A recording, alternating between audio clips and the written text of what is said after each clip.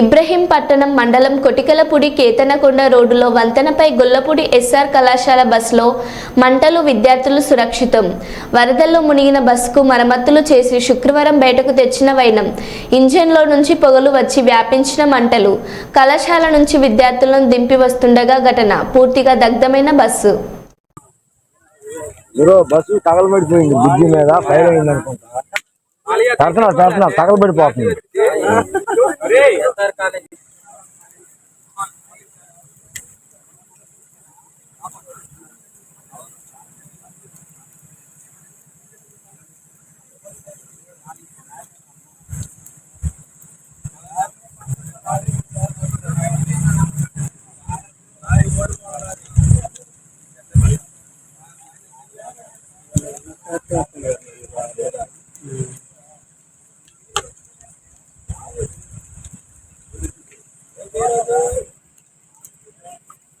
Narayan